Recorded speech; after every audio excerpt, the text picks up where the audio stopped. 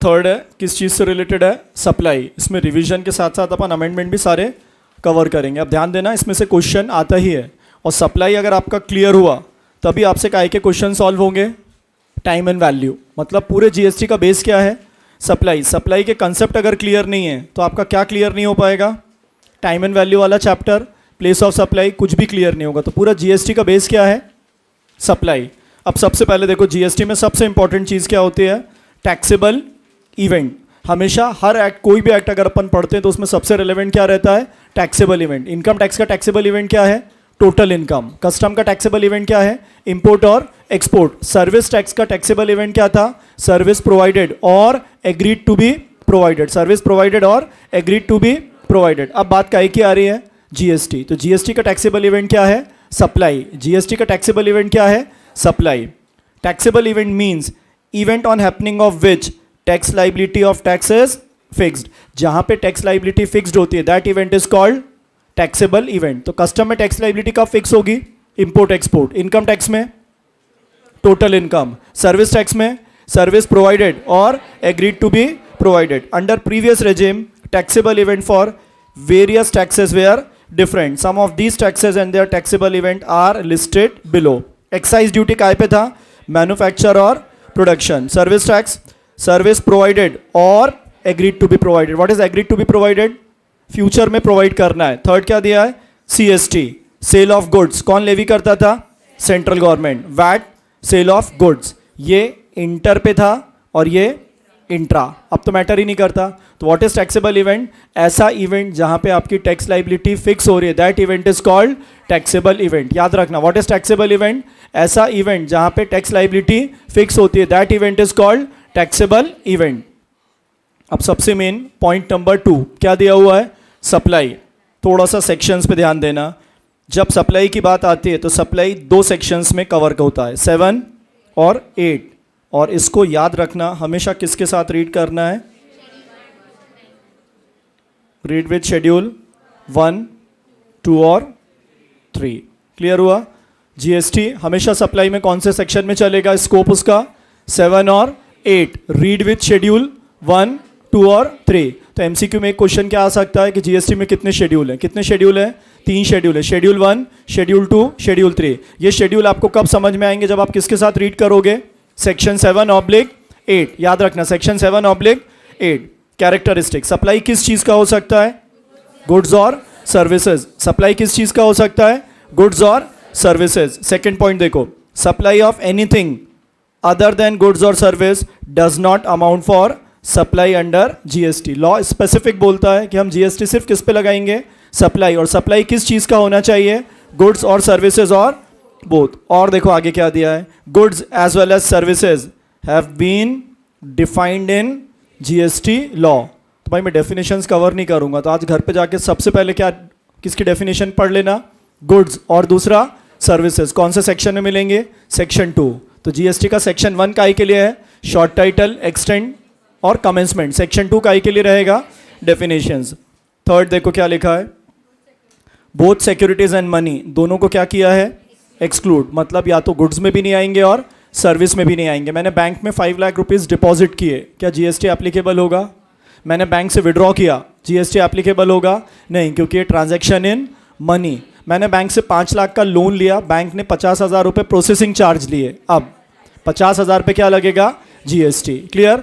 2 चीज़ों पे जीएसटी नहीं है, transaction in money and securities. मैंने 10 लाख के साल भर में सिक्योरिटीज़ परचेज सेल किए, जीएसटी लगेगा क्या, नहीं। जिस ब्रोकर के थ्रू किए उसने ब्रोकरेज चार्ज किया, उस ब्रोकरेज पे क्या लगेगा, जीएसटी। तो जीएसटी किसके ऊपर है, सप्लाई। किस चीज़ का सप्लाई, गुड्स और सर्विसेज और बोथ। जो चीज़ गुड्स और सर्विस नहीं है उस पर जीएसटी एप्लीकेबल नहीं है। फिर दूसरा, 2 चीज़ों को एक्सक्लूड करके चलना है, वो क्या क्या है, सिक्योरिटीज एंड मनी। किसको एक्सक्लूड करके चलना है, सिक्योरिटीज एंड मनी।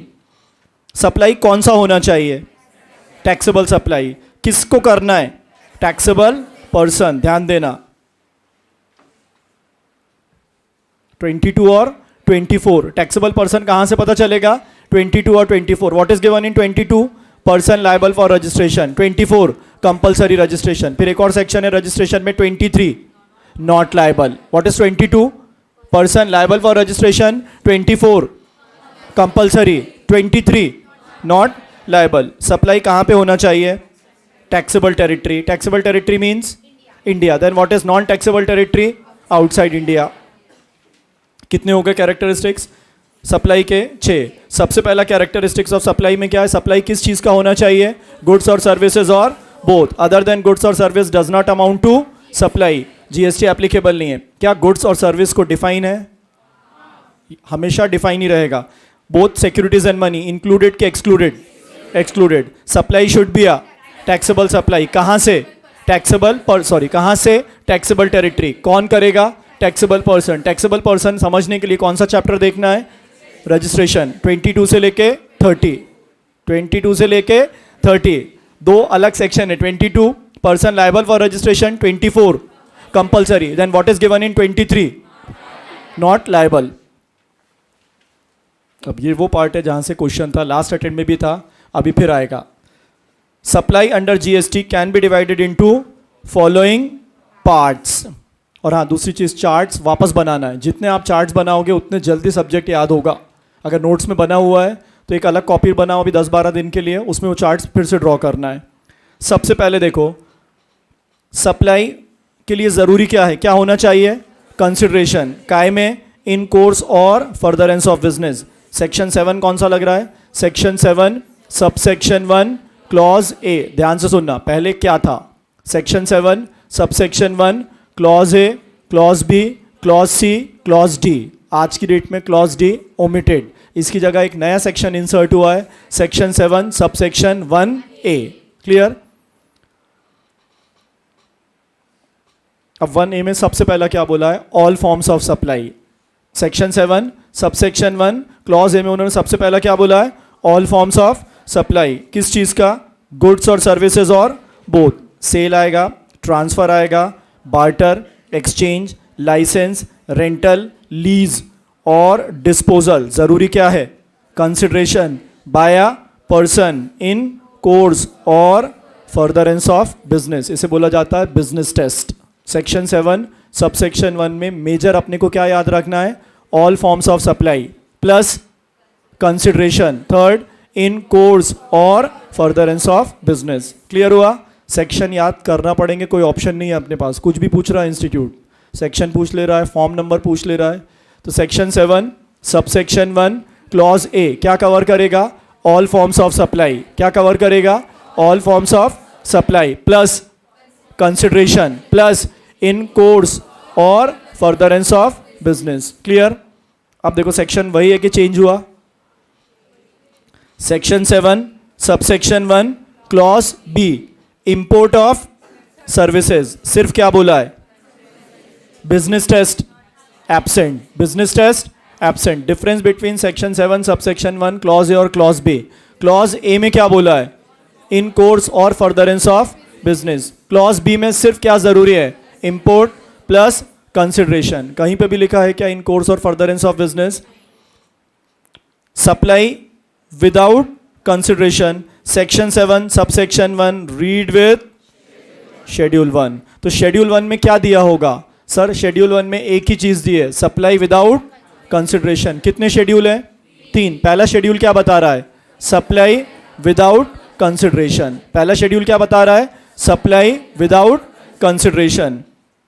एक्टिविटीज और transaction specified in schedule 2 treated as supply of goods और सप्लाई ऑफ सर्विस. गुड्स है कि सर्विस, ये कहां से डिसाइड होगा? शेड्यूल 2. लेकिन ये पहले काय में था? Section 7 subsection 1 clause D. Clause D को क्या कर दिया? ओमिट. और अब नया क्या कर दिया? Section 7 subsection 1 A read with schedule 2. अब शेड्यूल 1 क्या बता रहा है? Without consideration. शेड्यूल 2 गुड्स और सर्विस. इसके बाद क्या आ गया?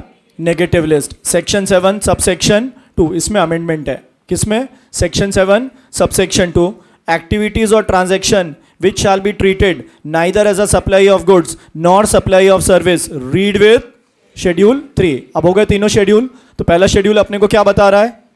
First schedule without consideration. Schedule 2 goods और सर्विस. Schedule 3 negative list. कोई भी शेड्यूल कहीं से भी रीड कर सकते हैं क्या? नहीं, सेक्शन के अकॉर्डिंग चलना है। सेक्शन 7 सबसेक्शन 1 क्लॉज ए में शेड्यूल की रिक्वायरमेंट नहीं है। Section 7 subsection 1 clause B schedule की रिक्वायरमेंट नहीं है। Section 7 subsection 1 clause C read with schedule 1। Schedule 1 क्या बताएगा? Supply without consideration. Schedule 2 goods और service. Schedule 3 negative list, neither goods nor service. इसके बाद एक और section, section 7 subsection 3। Section 7 subsection 3 subject to provision of section 7 1 1A and 2। Government किसके पास power है? Government. किसकी रिकमेंडेशन पर? काउंसिल। क्या स्पेसिफाई करेगी? एक नोटिफिकेशन। क्या? Transactions that are to be treated as supply of goods not supply of service, supply of service not supply of goods. और section 8 क्या बताता है? Composite and mix supply. Section 8 क्या बताता है? Composite and mix supply. Clear? ये पूरा section का क्लासिफिकेशन है। ये पूरा काय का क्लासिफिकेशन है? सेक्शन का। अब देखो यहां पे क्या दिया हुआ है? Schedules of supply. तो सबसे पहला शेड्यूल 1, शेड्यूल 2 और schedule 3। Schedule 1 supply on which tax will be collected without consideration. तो शेड्यूल 1 का मेन फीचर क्या है? ये ऐसी चीजें बताता है जिसको सप्लाई माना जाएगा लेकिन क्या नहीं है? Consideration. Schedule 2 supply which are defined either as goods और सर्विसेज। मतलब जो लिटिगेशन होता था कि ये गुड्स है कि सर्विस, वो किस शेड्यूल से दूर किया गया? शेड्यूल 2। शेड्यूल 3 में क्या है?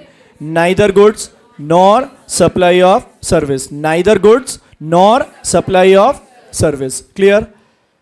अब आपकी रफ कॉपी निकालो।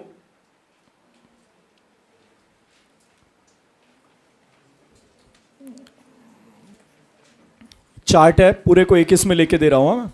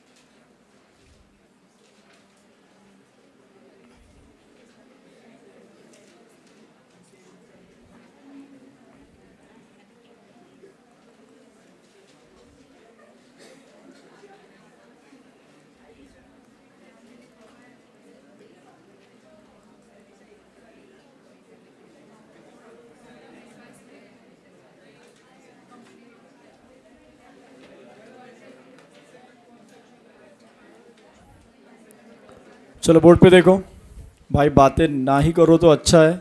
तो मैंने बात करते पढ़ाया ना, तो अभी 2 घंटे में पूरा रिवीजन एंड हो जाएगा। समझो अभी अपन वैसे ही एक बार लॉस में और उसके सेकंड टाइम भी लॉस में जाने के चक्कर में। क्या दिया हुआ है? सप्लाई। सप्लाई किस किस चीज़ का हो सकता है? गुड्स और सर्विस। सप्लाई में मेन सेक्शन कौन सा लगेगा? सेक्शन 7। सेक्शन 7 कितने पार्ट्स में डिवाइड है? 2। सेक्शन 7 सबसेक्शन 1 ये क्या है? Inclusive. Section 7 subsection 2 exclusive. Section 7 subsection 1 क्या है ये?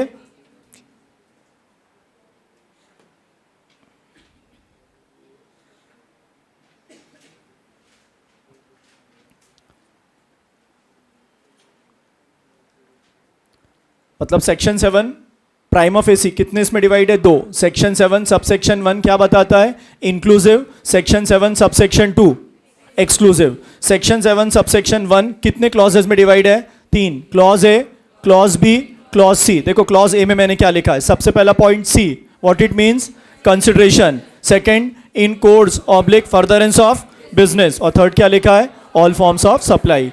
What is section 7 subsection 1 clause A? All forms of supply, consideration, in course और फर्दरेंस ऑफ बिजनेस। क्लियर? अब क्लॉज बी में देखो सिर्फ एक ही वर्ड लिखा है, import plus consideration. Business test absent. Section 7 subsection 1 clause A में क्या प्रेजेंट है? Business test. क्लॉज बी में क्या एब्सेंट है? बिजनेस टेस्ट, मतलब इंपोर्ट है, कंसिडरेशन है, क्या मानेंगे हम? सप्लाई। क्लियर?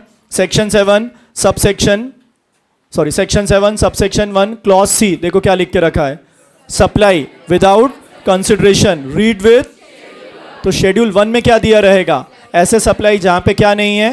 कंसिडरेशन। क्लियर हो गया? Section 7 subsection 1 clause A, clause B, clause C. अब क्लॉज डी है क्या?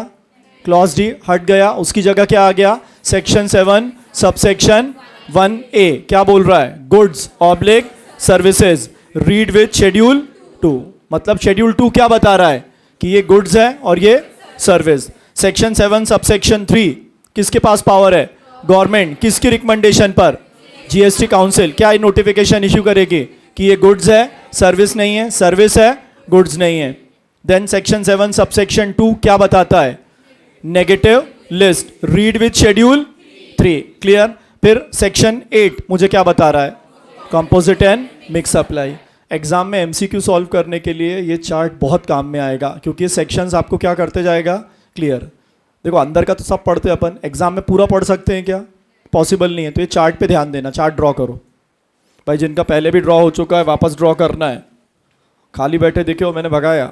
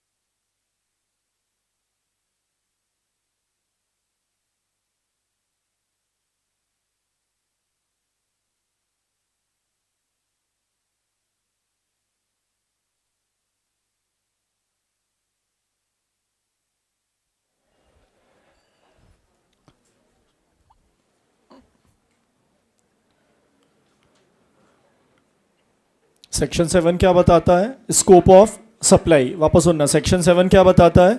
Scope of supply. कितने इसमें डिवाइड है? सबसेक्शन 1 और सबसेक्शन 2। सबसेक्शन 1 अगेन कितने इसमें डिवाइड है? Clauses, clause A, clause B, clause C. Clause A में जरूरी क्या है? Consideration all forms of supply in course और furtherance of business. Clause B सिर्फ import plus consideration. Clause C supply without consideration read with schedule 1। इसके बाद क्या दिया है? सेक्शन 7 सबसेक्शन 1A ये क्लासिफिकेशन बताता है गुड्स है कि सर्विस, लेकिन ये कब समझ में आएगा जब आप कौन सा शेड्यूल रीड करोगे, शेड्यूल 2। इसके बाद सेक्शन 7 सबसेक्शन 3 गवर्नमेंट किसकी रिकमेंडेशन पर, जीएसटी काउंसिल क्या नोटिफिकेशन इशू करता है, treated to be goods not treated at to be service, clear. इसके बाद सेक्शन 8 क्या बताएगा, कंपोजिट एंड मिक्स सप्लाई। फिर सेक्शन 7 सबसेक्शन 2 ये क्या नोटिफाई करता है, नेगेटिव लिस्ट, मतलब जो शेड्यूल 3 में दिया हुआ है, जो कौन से शेड्यूल में दिया है, शेड्यूल 3, नाइदर गुड्स ट्रीट करेंगे नॉर सर्विस।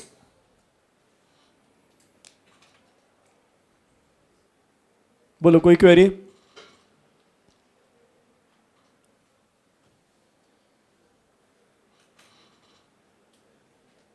क्लियर, कोई क्वेरी बेटा, इंपॉर्टेंट है, क्वेश्चंस मिलेंगे इसमें।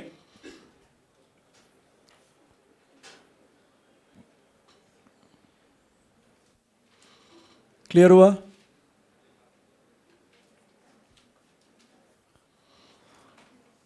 चलो अब नेक्स्ट देखो क्या दिया है। हो गया चार्ट नोट,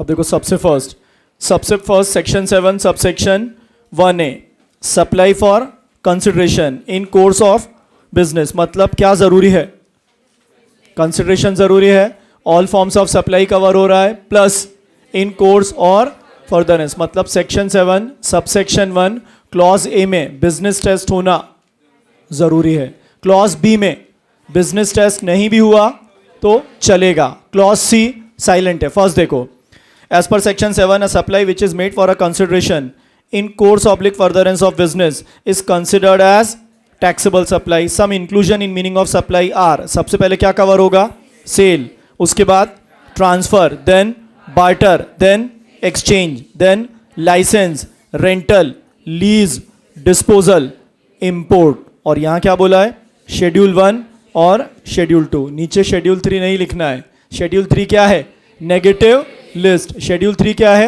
नेगेटिव लिस्ट। तो ऑल फॉर्म ऑफ सप्लाई में क्या क्या आएगा, sale, transfer, barter, exchange, licence, rental, lease, disposal, import, schedule 1 plus schedule 2, ये सारी चीजों पे क्या बोलेंगे हम, all forms of supply.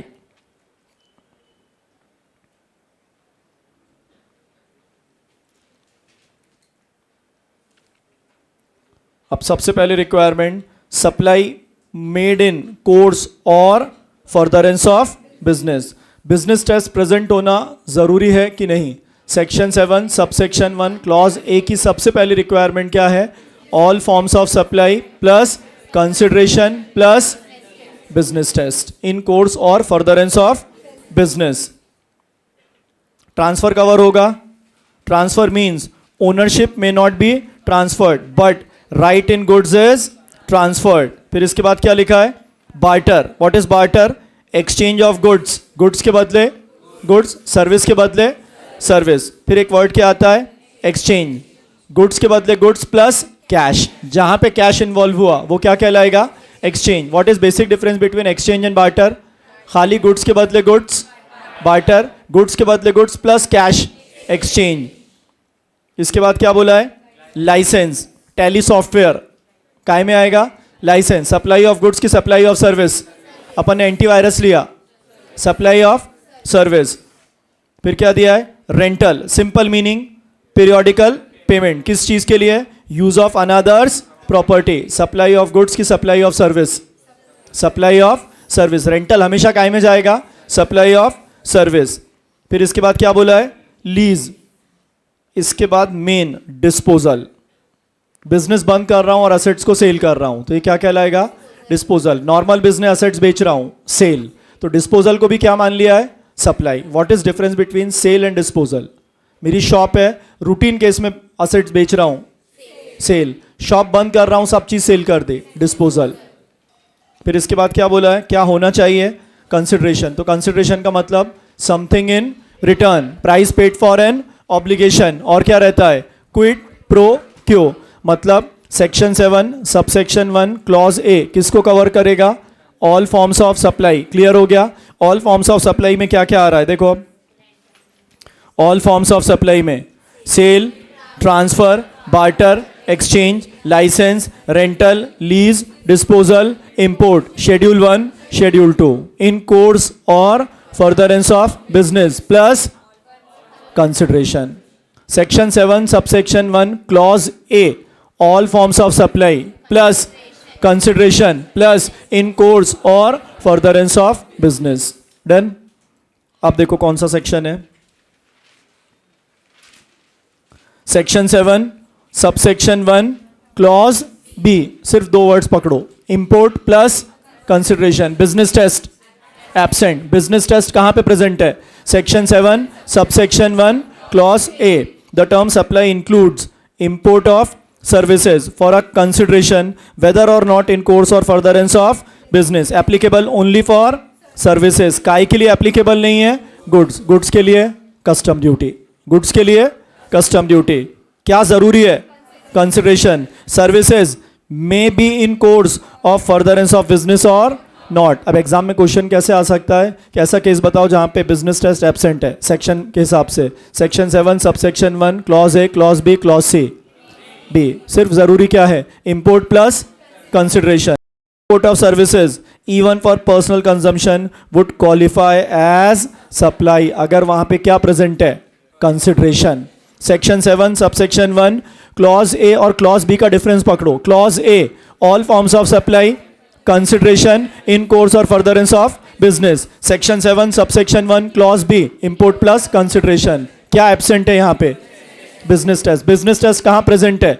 Section 7 subsection 1 clause A. Clear? ये पकड़ाना तो ही एमसीक्यू क्लियर होना है, क्योंकि एमसीक्यू में वो सेक्शन सबसेक्शन क्लॉज किधर भी कुछ पूछेंगे। क्लियर हुआ? अब देखो क्या है। Section 7 subsection 1 clause C. Section 7 subsection 1 clause C. इसका मेन फीचर क्या है? Supply without consideration. ये खाली समझ में नहीं आएगा, इसको किसके साथ रीड करना पड़ेगा? शेड्यूल 1। तो शेड्यूल 1 में क्या दिया होगा? Supply without consideration. शेड्यूल 1 में क्या दिया होगा? Supply without consideration. सबसे पहले वर्ड ध्यान देना, परमानेंट ट्रांसफर। क्या बोला है? परमानेंट ट्रांसफर और डिस्पोजल। 2 वर्ड्स हैं। पहला क्या हो गया? परमानेंट ट्रांसफर और डिस्पोजल। काय का? Business assets where ITC has been availed on such asset. पहले मैंने असेट परचेज की, पहले मैंने क्या किया? असेट परचेज की और उस पर मैंने क्या ले लिया? आईटीसी। बाद में वही असेट मैंने क्या कर दिया? परमानेंट ट्रांसफर या डिस्पोज ऑफ कर दिया without any consideration. Liable to GST कि not liable? Liable to GST. Purchase price पे कि आज की प्राइस पे? आज की प्राइस पे। तो आज की प्राइस किस चैप्टर के हिसाब से निकलेगी? वैल्यूएशन। किस चैप्टर के हिसाब से निकलेगी? वैल्यूएशन। यहां कंसिडरेशन नहीं भी रहेगा तो क्या लगेगा? जीएसटी। यहां पे कंसिडरेशन नहीं भी रहेगा तो क्या लगेगा? जीएसटी। लेकिन कब? पहली रिक्वायरमेंट परमानेंट ट्रांसफर और डिस्पोजल ऑफ असेट्स नहीं बोला है, बिजनेस असेट्स। मतलब वो असेट्स जिस पे आपने क्या क्लेम कर लिया है? Input tax credit. क्या क्लेम कर लिया है? Input tax credit. Liable to GST कि not liable to GST? With consideration कि without? Without consideration. Clear case 1? Supply of goods और सर्विसेज बिटवीन रिलेटेड पर्सन और डिस्टिंक्ट पर्सन। अब किसके बीच में सप्लाई हो रहा है? रिलेटेड पर्सन और डिस्टिंक्ट पर्सन। कंसिडरेशन नहीं है तब भी क्या रहेगा? जीएसटी लगेगा, सप्लाई माना जाएगा। लेकिन अगर एम्प्लॉयर किसको गिफ्ट दे रहा है? Employ not exceeding 50,000 will not be considered as supply. Gift के केस में अगर एम्प्लॉयर एम्प्लॉय को गिफ्ट दे रहा है तो सप्लाई कब माना जाएगा? When it exceeds 50,000। क्लियर? अब देखो शेड्यूल 1 पढ़ रहे हैं कि शेड्यूल 2? शेड्यूल 1। तो शेड्यूल 1 में पहला पॉइंट क्या है? परमानेंट ट्रांसफर और disposal of business assets without consideration. Case 2, supply of goods और सर्विसेज बिटवीन रिलेटेड पर्सन और डिस्टिंक्ट पर्सन। अब देखो यहां पे एक सेक्शन लिखा है, क्या है वो? सेक्शन 25। तो मैं इसको यहां डिटेल में नहीं ले रहा हूं, कल मैं आपको एक चैप्टर पढ़ा के दूंगा रजिस्ट्रेशन, तो ये वहां कवर हो जाएगा। क्लियर? अभी सिर्फ याद रखो शेड्यूल 1 में क्या क्या आएगा। सबसे पहला पॉइंट परमानेंट ट्रांसफर और disposal of business assets without consideration treated as supply. Second, related parties, section applicable 25.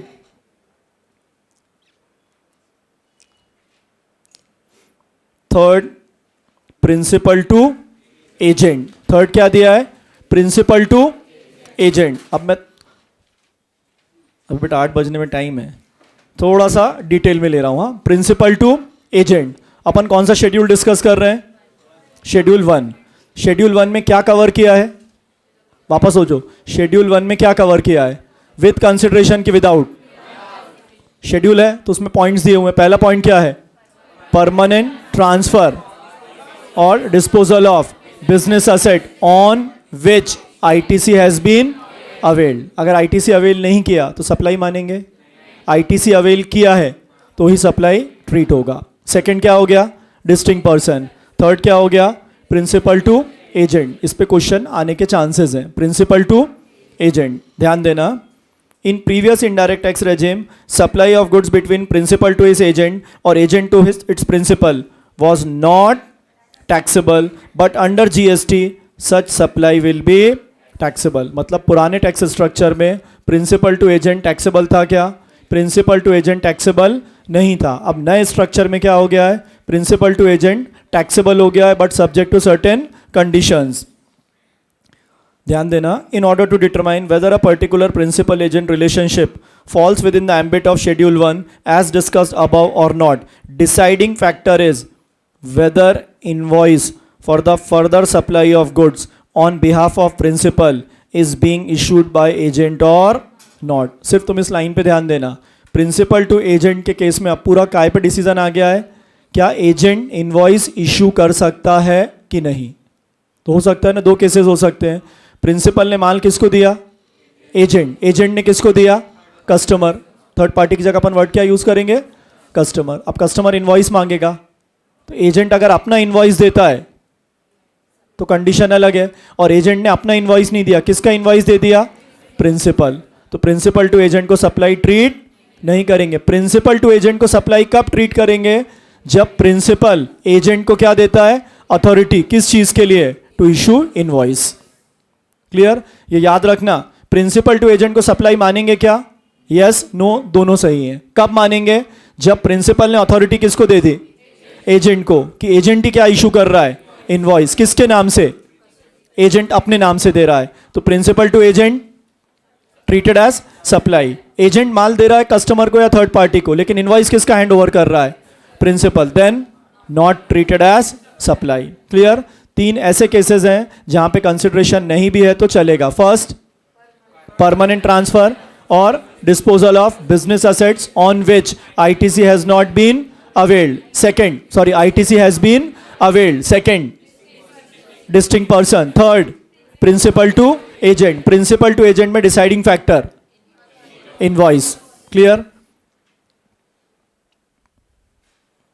अब देखो फिर यहां पे परेशान करेगा ये import of service। अब भी पढ़ा है, 2 बार है ये। एक कौन सा था? Section 7 subsection 1 clause B. वहां पे क्या एब्सेंट था? Business test. क्या जरूरी था? Import plus consideration. Schedule 1 of CGST act 2017, import of service by, पहले वहां पे वर्ड लिखा था टैक्सेबल पर्सन। ध्यान देना, पहले वहां पे वर्ड क्या लिखा था? Taxable person. अब क्या कर दिया? Person from a related person और from a distinct person in course or furtherance of business shall be treated as supply even if it is made without any consideration। समझ में आया? यहां पे क्या प्रेजेंट है? बिजनेस टेस्ट, मतलब import के दो फंडे हो गए, एक इंपोर्ट में business test absent, import plus consideration, और एक जगह विदाउट कंसिडरेशन है ना, लेकिन बिजनेस टेस्ट है।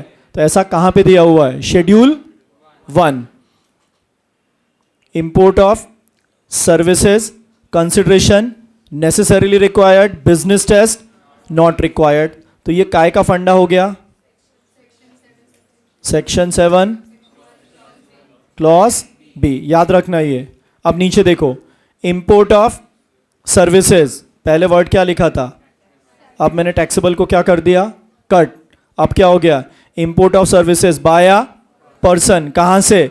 रिलेटेड पर्सन और from a distinct person, consideration not required, लेकिन बिजनेस टेस्ट रिक्वायर्ड। क्लियर? तुमको एग्जाम का बता रहा हूं, अगर इंस्टीट्यूट ये क्वेश्चन डालेगा ना तो एक नहीं डालेगा, एक ही पेपर में दोनों पॉइंट डालेगा। समझ रहे मैं क्या बोल रहा हूं? तुमको डिफरेंस पकड़ना है। Section 7 subsection 1 clause B, section 7 subsection 1 clause B, बोलो क्या है? Import of service plus consideration. Section 7 subsection 1 clause C, read with schedule 1 क्या था? Supply without consideration, import of service without consideration plus business test. लेकिन किसको import करना है? Person. किससे इंपोर्ट करना है? रिलेटेड पार्टी से। क्लियर? तो याद रखना ये दोनों क्लॉजेस का डिफरेंस अच्छे से करके जाना। किस किस का? Section 7 subsection 1 clause B, section 7 subsection 1 clause C, read with schedule 1। Clear?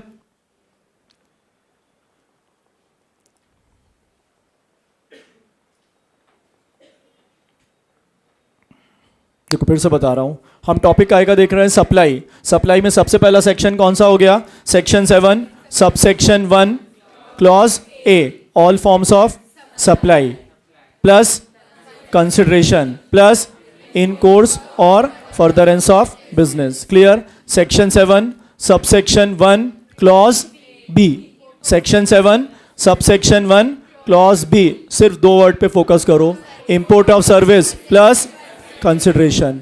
Section 7 subsection 1 clause C, read with schedule 1, supply without consideration. कितने पॉइंट्स हैं?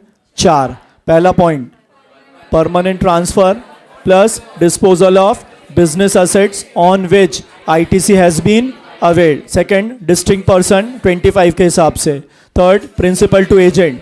फोर्थ, रुको एक minute, import of service by person from related person without consideration in course और furtherance of business. Clear?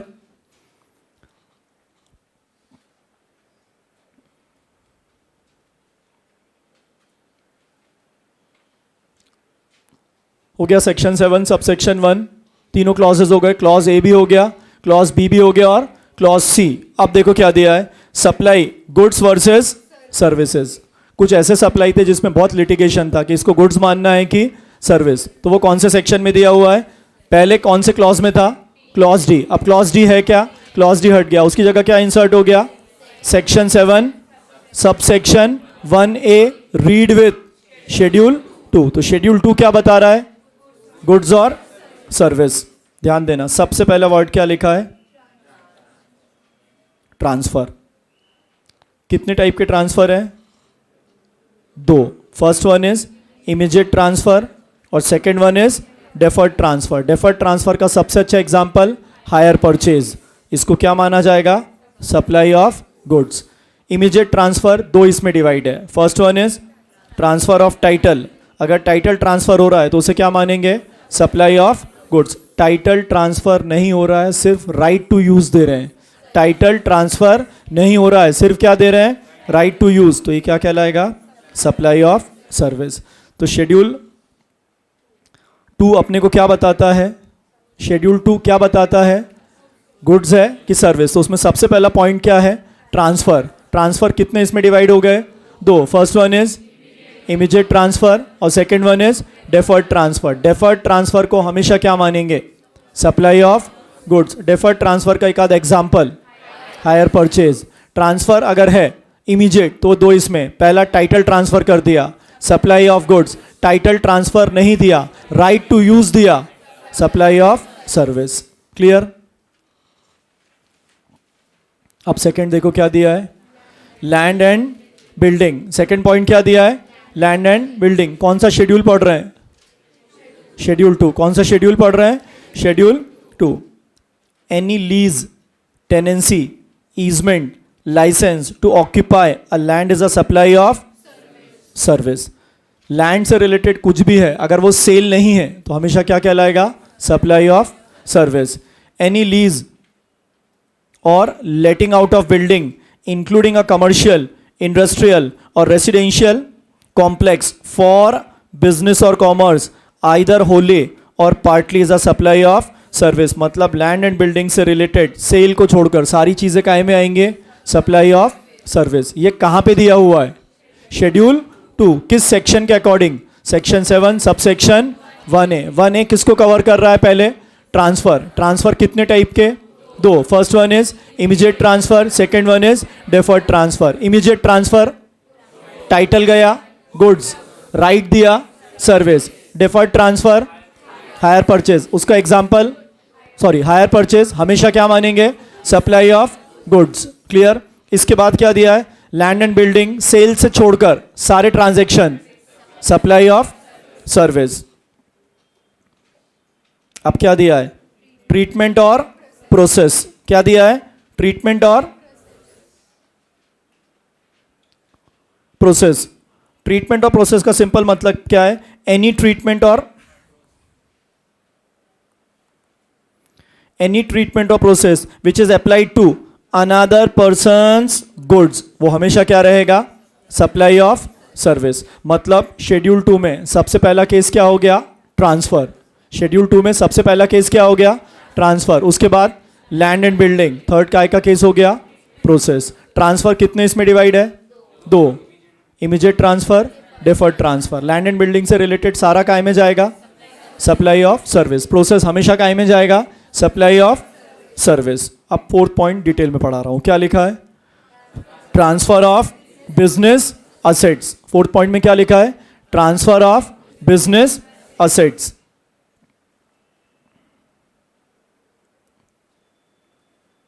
क्या दिया है, transfer of business assets. पहला case देखो क्या लिखा है, ट्रांसफर ऑफ बिजनेस असेट्स। इसको क्या मानेंगे, सेल ऑफ गुड्स। क्या लिखा है, वेदर और नॉट फॉर कंसिडरेशन। ये तो शेड्यूल 2 है ना, यहाँ तो कंसिडरेशन की बात ही नहीं है। यहाँ किस चीज की बात चल रही है, गुड्स है कि सर्विस।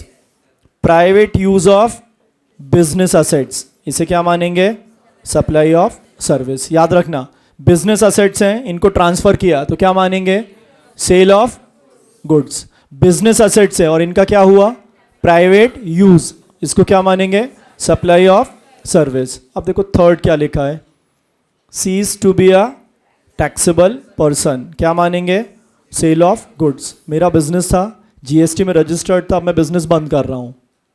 बिजनेस क्या कर रहा हूं, बंद, और सारे गुड्स उठा के मैंने क्या कर दिए, सेल। सप्लाई ऑफ गुड्स की supply of service, supply of goods. Mobile shop है, 300-400 मोबाइल का स्टॉक पड़ा है, बिजनेस बंद कर रहा हूँ, रजिस्ट्रेशन सर्टिफिकेट भी सरेंडर कर रहा हूँ, पर माल में बेच रहा हूँ। सेल कहलाएगा कि disposal, disposal. Liable to GST लगेगा ना, नहीं तो हर आदमी यही करेगा, चालू करेगा बंद करके बोले जीएसटी से बच जाएंगे। मेरा एक दोस्त आया, बोले अब ये शॉप मैं रन करूँगा, तो क्या कहलाएगा, गोइंग कंसर्न। अब जीएसटी नहीं लगेगा। बाद में वो बंदा जब मोबाइल सेल करेगा तो उस पे जीएसटी लगेगा। समझ में आया? मेरा शॉप है, मैंने शॉप में बाहर बोर्ड लगा दिया कि शॉप बंद कर रहा हूँ, सारी चीज़ें 50% 30% ऑफ पे। जीएसटी एप्लीकेबल कि नॉट एप्लीकेबल। मैंने मेरे फ्रेंड को मेरा बिजनेस डिस्पोज कर दिया और वो बिजनेस रन करेगा, अब नॉट एप्लीकेबल। बाद में जब वो ट्रांसफर करेगा, एप्लीकेबल। तो ट्रांसफर ऑफ बिजनेस असेट में क्या याद रखना है, सबसे पहला अगर बिजनेस असेट को ट्रांसफर कर रहे हो तो इसे क्या माना जाएगा, सेल ऑफ गुड्स। अगर प्राइवेट यूज कर रहे हो किसका, बिजनेस असेट्स का, तो इसको क्या माना जाएगा, सप्लाई ऑफ सर्विस। लेकिन एसेट्स को अगर डिस्पोज कर रहे हैं तो डिपेंड करता है, जिसको डिस्पोज कर रहे हैं वो बिजनेस कैरी करेगा as a going concern, then not treated as supply, क्योंकि वो सप्लाई नहीं है, लेकिन गोइंग कंसर्न के फॉर्म में नहीं है, नॉर्मल रूटीन में सेल कर रहे हैं, सप्लाई ऑफ गुड्स। नॉर्मल अगर कर रहे हैं तो क्या कहलाएगा? Supply of goods. क्लियर?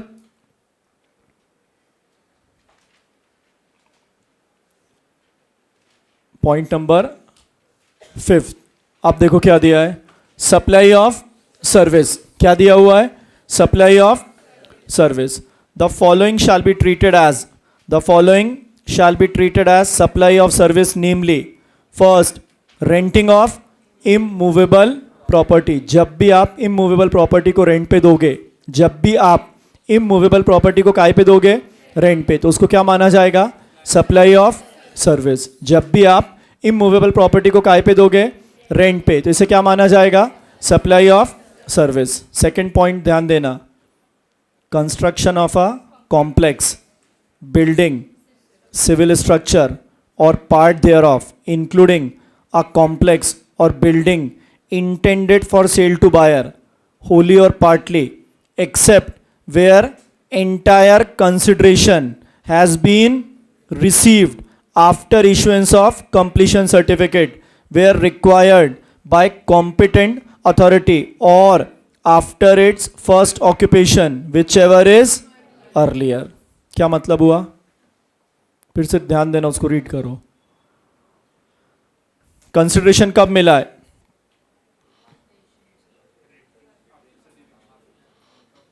मतलब रेडी पोजीशन फ्लैट अगर आप परचेज करोगे तो जीएसटी एप्लीकेबल कि नॉट? Not applicable. फ्लैट का भी कंस्ट्रक्शन चल रहा है और आपने पेमेंट कर दिया, GST applicable. Supply of goods की सप्लाई ऑफ सर्विस? गुड्स क्यों नहीं हो सकता सर? इमूवेबल प्रॉपर्टी है। सिर्फ इतना याद रखना है, अपना काम चल जाएगा। क्लियर? सेकेंड हैंड फ्लैट पे जीएसटी, सेकेंड हैंड फ्लैट पे जीएसटी लगेगा? क्यों? रेडी पोजीशन है ना, कंस्ट्रक्शन चल रहा है, जीएसटी एप्लीकेबल। अब क्या लिखा है? टेम्पररी ट्रांसफर और परमिटिंग और यूज और enjoyment of intellectual property right. क्या क्या आ जाएगा? Patent, trademark, copyright, know how. Permanent transfer बोला है कि टेम्पररी ट्रांसफर? टेम्पररी ट्रांसफर, किसी को यूज करने के लिए दिया। सप्लाई ऑफ गुड्स की supply of service? Supply of service. फिर एक ही वर्ड याद रखो, information technology software, supply of goods की supply of service? Supply of service. IPR, supply of service. Immovable property को रेंट पे दिया, supply of service. Immovable property को रेंट पे दिया, supply of service. Immovable property को सेल किया, अरे जल्दी नहीं, इमूवेबल फ्लैट सेल किया, नहीं लगेगा। अंडर कंस्ट्रक्शन है और पेमेंट लिया, लगेगा। क्लियर? फिर एक और वर्ड ध्यान देना, refrain from an act. Refrain from an act, supply of service. क्या माना जाएगा? रिफ्रेन फ्रॉम एन एक्ट को क्या माना जाएगा? Supply of service. अब देखो रिफ्रेन फ्रॉम एक्ट का क्या चक्कर रहता है। Mister C is a practising cost accountant और उसने अपॉइंटमेंट किसको दिया? एक client mister B representing company for 10 AM on Tuesday. मतलब एक कॉस्ट अकाउंटेंट के पास आपने टाइम कब लिया? 10 AM। Mr. B cancel appointment at 9 AM on Tuesday, 1 hour before appointment। Time कितने बजे का लिया था? 10 बजे। एडवांस दिया था। अब क्या वो बंदा एडवांस वापस करेगा? क्यों? उसका टाइम खराब किया है ना, तो एडवांस क्या कर लेगा? फोरफिट। क्या उस एडवांस पे जीएसटी भरना पड़ेगा? बिल्कुल भरना पड़ेगा। सप्लाई ऑफ गुड्स है क्या? नहीं। क्या है? Supply of service। Advance paid by Mr. B for seeking appointment is forfeited by Mr. C for cancelling appointment. In given case, Mr. C refraining from an entering any other person at given appointment time. This is called supply of service. Therefore, forfeited amount is leviable to GST। Clear हुआ? उसका time खराब किया ना, उस particular time में उसको आपने काम करने दिया कि रोका? तो ये क्या कहलाएगा? रिफ्रेन। तो रिफ्रेन का अगर कभी भी केस आता है, सप्लाई ऑफ गुड्स की supply of service, intellectual property rights, IT software, renting of immovable property, process, process, कौन बोला गुड्स? प्रोसेस, सप्लाई ऑफ, क्यों संकेत तूने नहीं बोला? फिर मैंने बोला होगा, सप्लाई ऑफ सर्विस। फिर देखो क्या दिया है, transfer of right to use any goods, transfer of goods नहीं है, right to use any goods, supply of Zoom car service, Ola service. Clear हुआ? कार्ड ट्रांसफर की गुड्स, कार्ड ट्रांसफर की गुड्स, यूज करने दिया service. Clear?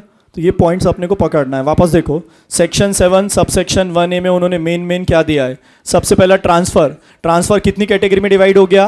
2। First immediate transfer और second deferred transfer. हमेशा supply of goods, case क्या है? Hire purchase. Immediate transfer 2 इसमें, फर्स्ट टाइटल, अगर टाइटल है सप्लाई ऑफ गुड्स, टाइटल नहीं है right to use, supply of service. उसके बाद लैंड एंड बिल्डिंग सेल छोड़कर सप्लाई ऑफ सर्विस, प्रोसेस के केस में supply of service. Transfer of business asset में 2 चीजें, अगर बिजनेस असेट को ट्रांसफर कर रहे हो supply of goods, private use of business asset supply of service. Cease to be a taxable person, sale of goods. Is there any exception to this rule? Yes, एक ही word पकड़ना है, going concern. इसके बाद देखो क्या दिया है, renting of immovable property, supply of service.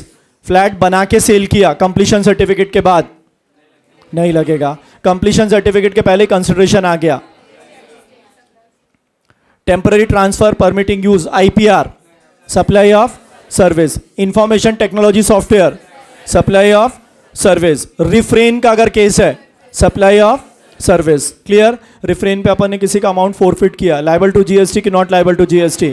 क्योंकि उस पर्सन की वजह से अपना क्या हुआ? रिफ्रेन फ्रॉम एन एक्ट, मतलब वो काम हम नहीं कर पाए उस टाइम पे।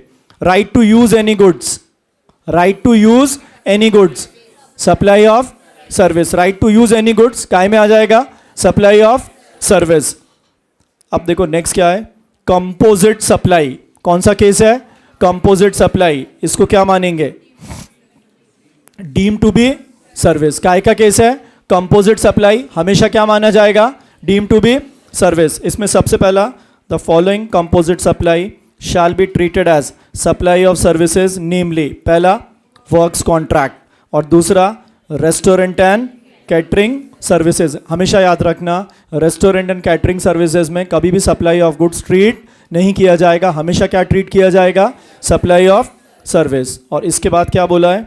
Supply of goods, following shall be treated as supply of goods, namely supply of goods by any unincorporated association, body of person to member thereof for cash, deferred payment or other valuable consideration। तो ये 7 points पे आपको focus करना है। मैं आपको फिर बोल रहा हूँ, क्वेश्चंस आपको काय पे मिलेंगे? रिफ्रेन क्या आएगा? Supply of service. IT software, IPR, transfer of business assets, supply of transfer of business assets, supply of goods, use of business asset for private purpose, supply of service, disposal of asset, supply of goods. Is there any exception? Yes, going concern. लेकिन condition cease to be a taxable person.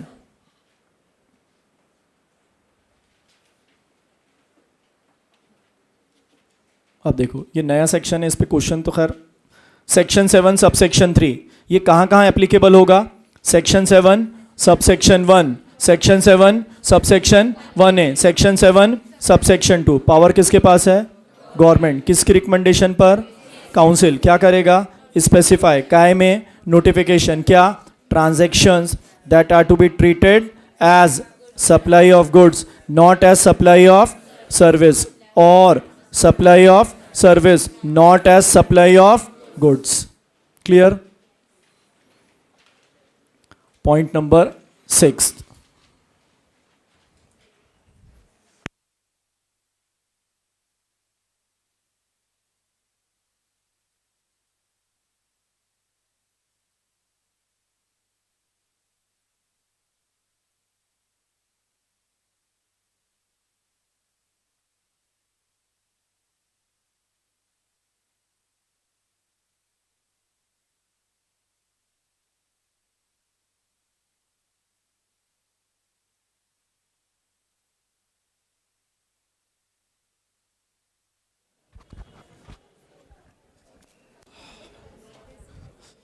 अब देखो क्या दिया है, negative list. इसमें दो एक नए पॉइंट्स आए, ध्यान देना।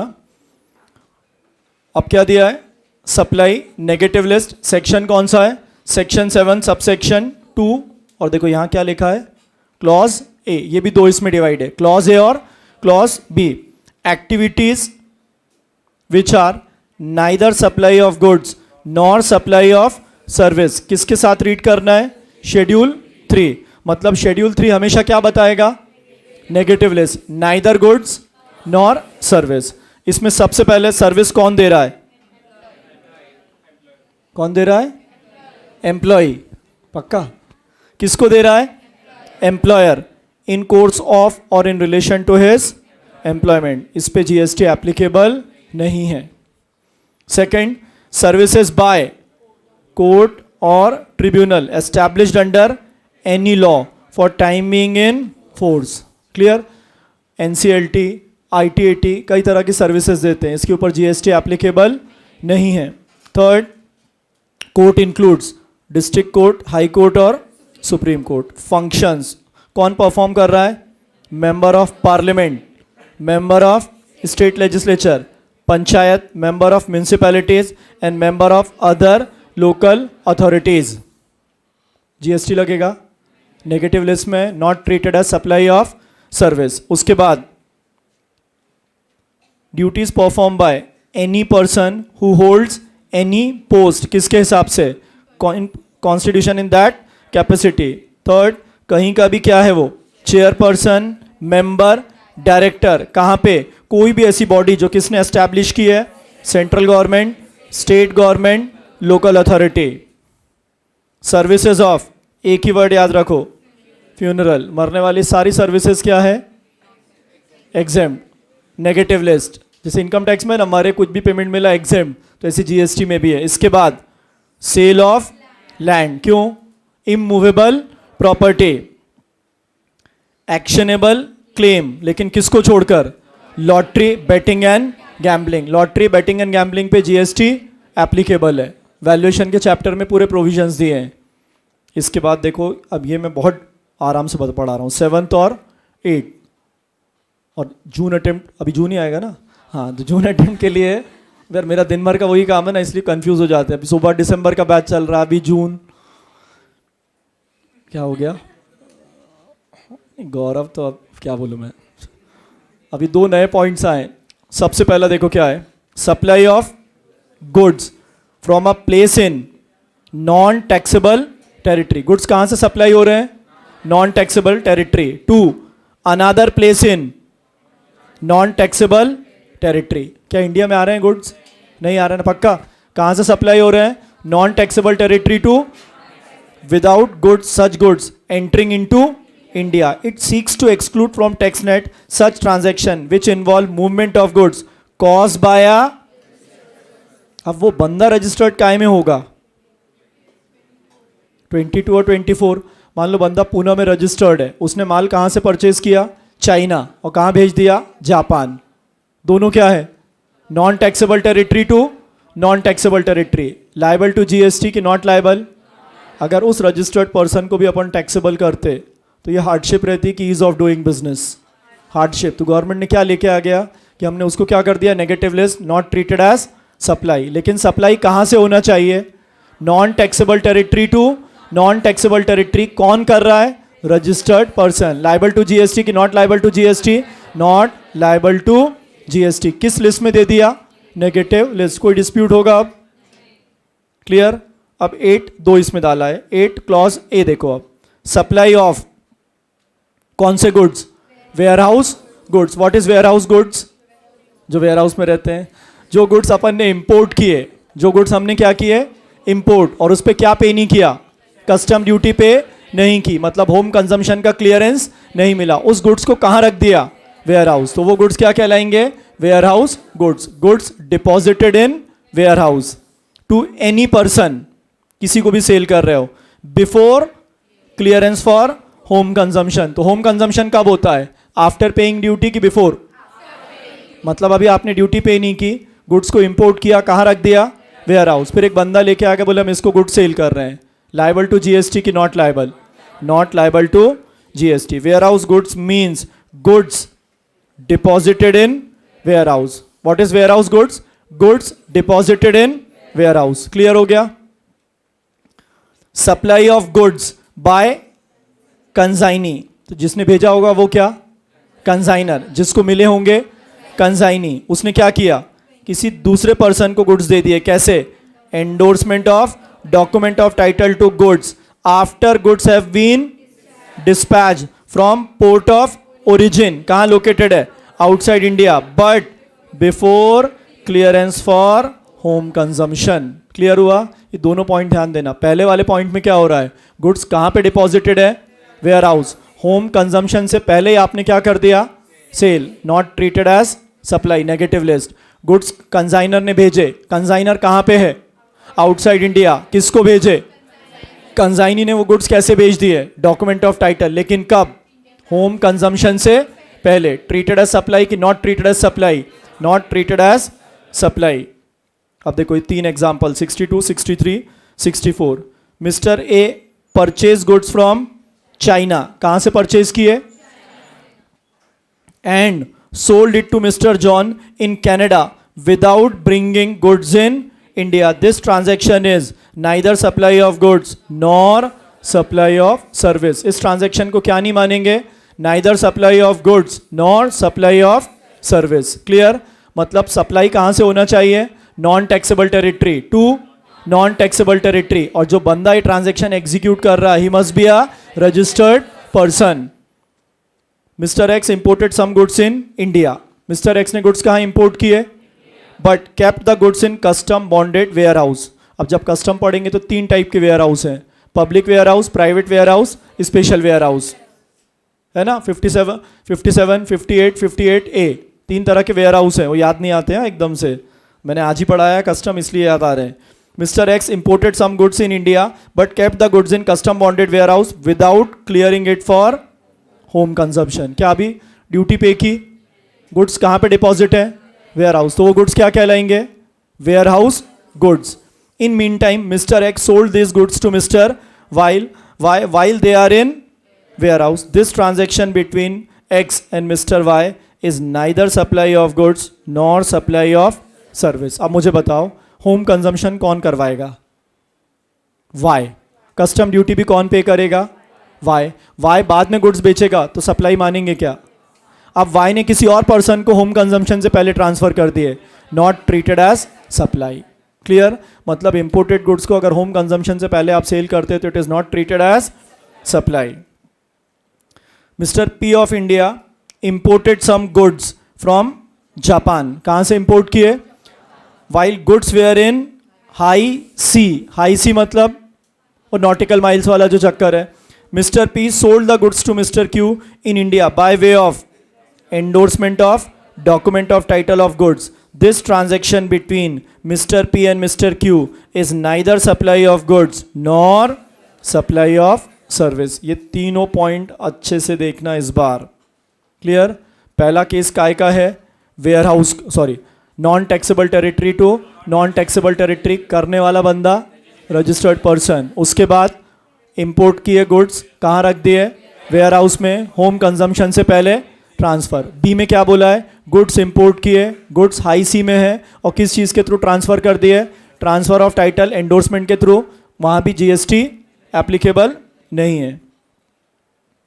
Activities oblique transactions notified by government. कुछ ट्रांजैक्शंस कौन नोटिफाई करेगा? गवर्नमेंट. ऊपर कुछ काय में दिए हुए हैं? शेड्यूल 3 में दिए हैं. कुछ शेड्यूल 3 में नहीं दिए हैं. ये कौन नोटिफाई करेगा? गवर्नमेंट.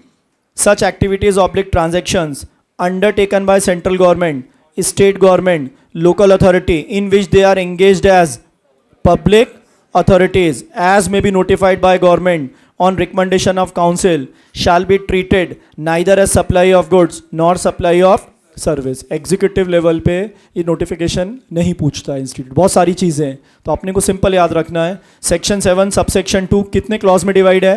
2. क्लॉज ए और क्लॉज बी. क्लॉज ए में उन्होंने शेड्यूल डाल के रखा है कि ये सारी चीज़ें, और इसके बाद कुछ पावर किसको दे के रखे हैं? Central government, state government, local authority. Clear?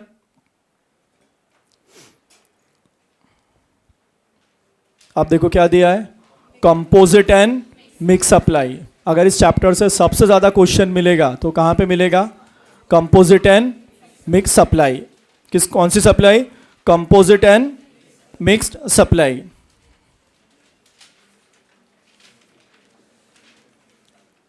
लिख लेना है फिर से वहीं पे कहीं पे जहाँ जगह हो। सप्लाई फर्स्ट और सेकंड। सबसे पहला कौन सा है?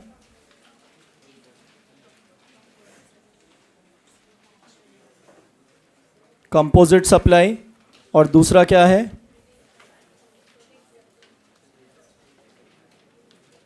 दो से तीन क्वेश्चंस आते हैं बेटा, मैं आपको डायरेक्ट नहीं, उसमें से मेन पॉइंट्स बताऊंगा। आप ये जो मैं बना के दे रहा हूं इस पे ध्यान देना।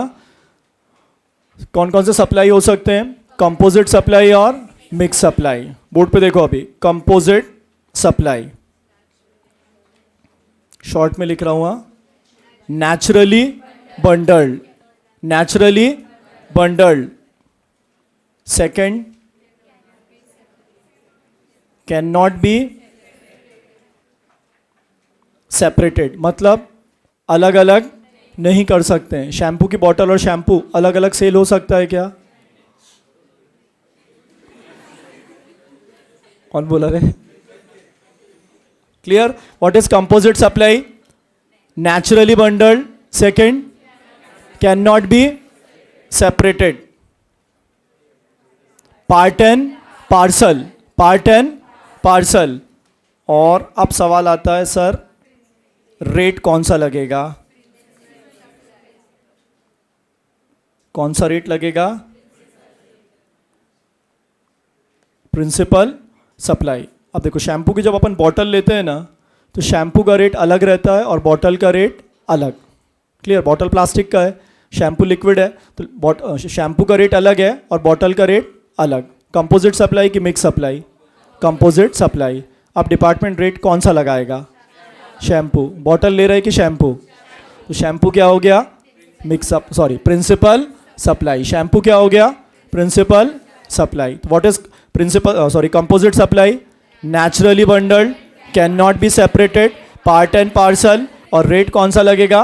Principal supply. रेट कौन सा लगेगा? Principal supply. क्लियर? अब इधर क्या लिखा है?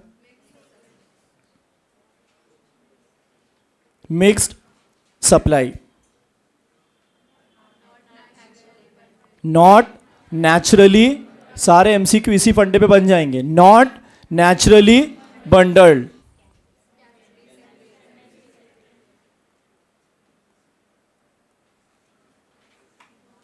Can be separated, not part and parcel. अब बात आती है रेट।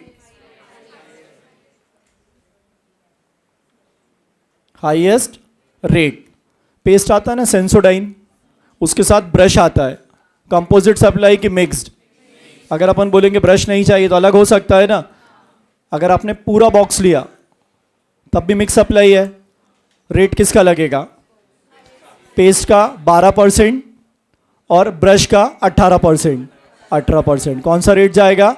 Highest rate. क्लियर हुआ? सप्लाई कितने इसमें डिवाइड हो गया? दो। First one is composite supply और second one is what is composite supply? Naturally bundled, can not be separated, part and parcel. Rate किसका? Principal supply. Then what is mix supply? Not naturally bundled, can be separated, not part and parcel. और rate किसका लगेगा? Highest rate. Note down करो।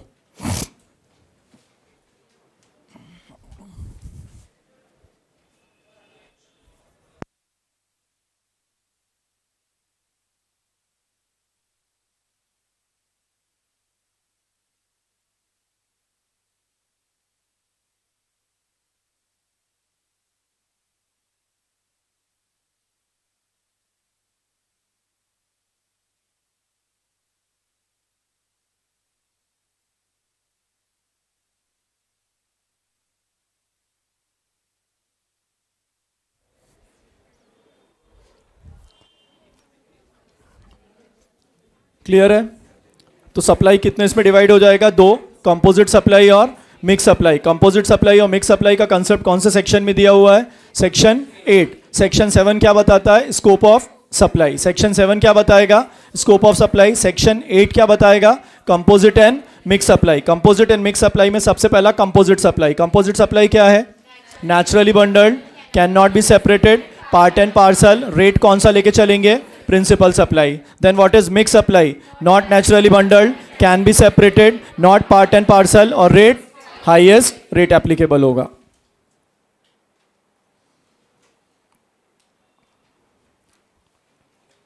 बस उतना chart याद रखना, मैं कैसे यही बता रहा हूं। देखो, when goods are packed and transported with insurance, the supply of goods, packing material, transport, insurance is composite supply, and supply of goods is a principal supply. अपन रेडीमेड शर्ट लेने गए, पैकिंग आता है ना, अगर अपन शॉप वाले से बोलेंगे पैकिंग नहीं चाहिए, देगा क्या? वो क्या बोलेगा? नेचुरली बंडल्ड है। तो आप पैकिंग परचेज कर रहे हो कि शर्ट? तो जीएसटी किस वैल्यू के साथ? शर्ट का जो रेट होगा, शर्ट क्या कहलाएगा? Principal supply. नेक्स्ट देखो, you are booking an airline ticket which includes meal. Ticket book कर रहे हो कि मील?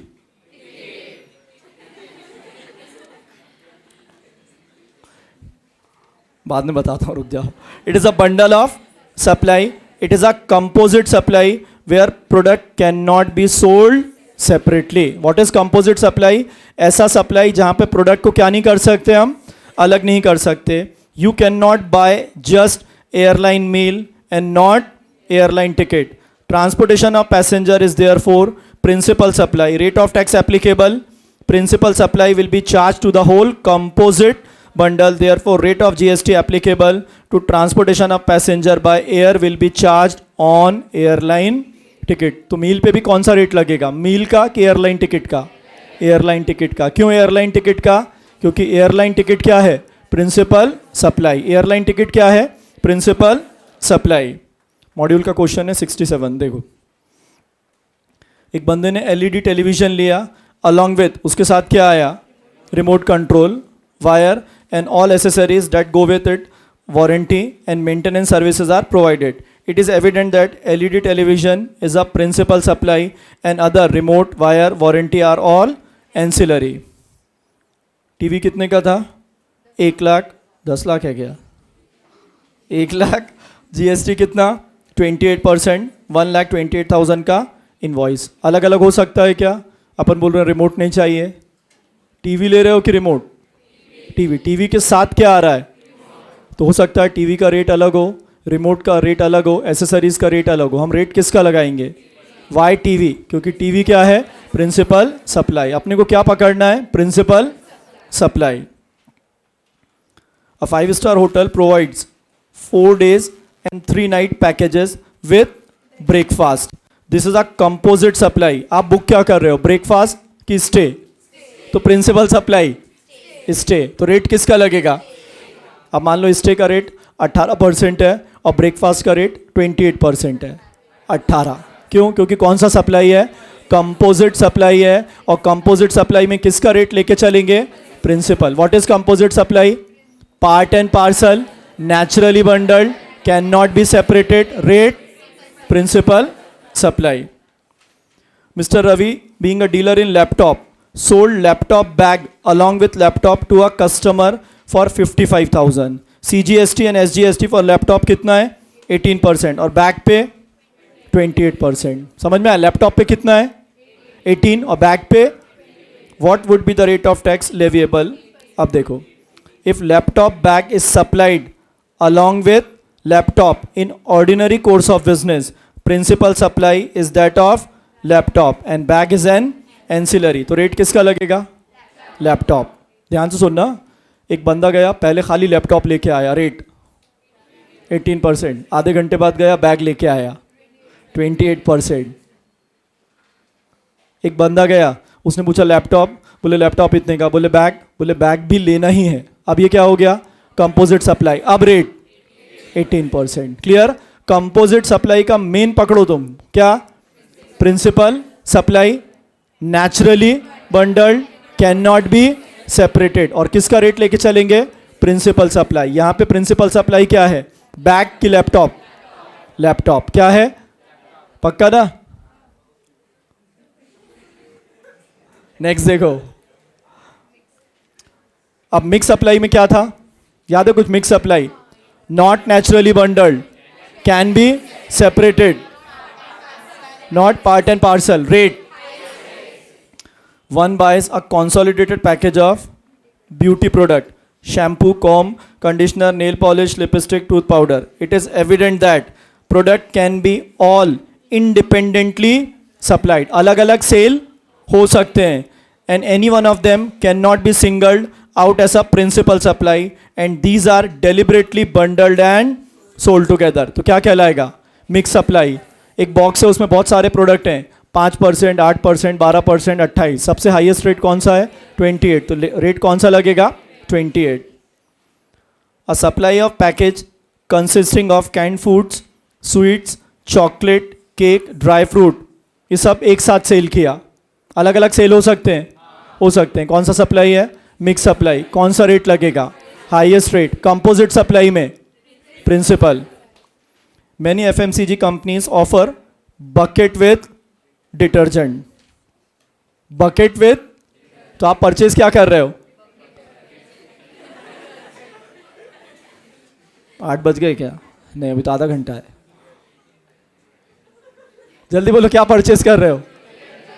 डिटर्जेंट. पक्का ना? उसके साथ क्या आ रहा है? This is a mix supply as does not satisfy second condition. It can be sold separately. अब बोलो रेट किसका लगेगा? Highest rate. किसका रेट लगेगा? Highest rate. Diwali gift hamper which consist of different items like sweet, chocolate, यहां भी क्या है? अलग अलग सेल हो सकता है, तो rate highest rate. X limited a dealer offer combo packs of shirt, watch, wallet, book and they are bundled as kit. आते हैं ना पैक्स, उसमें बहुत सारी चीजें, क्या वो अलग अलग सेल हो सकते हैं? यस. Rate highest rate. जो अलग अलग नहीं कर सकते, कंपोजिट सप्लाई, उसको क्या बोलेंगे हम? Principal. Mister A booked a Rajdhani train ticket which includes meal. Meal book कर रहे हो कि ट्रेन टिकट? ट्रेन टिकट के साथ क्या है? Meal. Is it composite supply और mix supply? It is a bundle of supply. It is a composite supply where product can not be sold separately. अब रेट किसका लगेगा? प्रिंसिपल. तो principal supply क्या है? टिकट. तो टिकट का जो रेट है वही रेट काय पे एप्लीकेबल होगा? फूड पे. स्पेस बाजार offers free bucket with detergent purchase. Is it composite supply और मिक्स सप्लाई? कौन सा सप्लाई है? Mix supply. क्यों मिक्स सप्लाई है? अलग अलग सेल कर सकते हैं. रेट हाईएस्ट रेट लगेगा. अब ध्यान देना, डिफरेंस क्या है? नेचुरली बंडल्ड यस, और ये क्या है? नो. सप्लाइड टुगेदर यस, दोनों में. Can be supplied separately? No. Yes. One is predominant supply for recipient? Yes, ये जरूरी नहीं है. Other supply is not aim in itself of recipient? Yes. No. Each supply price separately? No. No. All supplies are goods? Yes. Yes. All supplies are services? Yes. Yes. One supply is goods and other supply service? ऐसा भी possible है. Main crux क्या है? What is composite supply? Part and parcel, naturally bundled, cannot be separated, rate principal supply. What is mixed supply? Not naturally bundled, can be separated, not part and parcel, rate highest rate. Clear? बस आज इतना ही. ये पूरा revise करो. कौन सा chapter? Supply. और कल का टाइम 10 to 1 मॉर्निंग. 2 घंटे भी यार कम पड़ेगा मेरे को.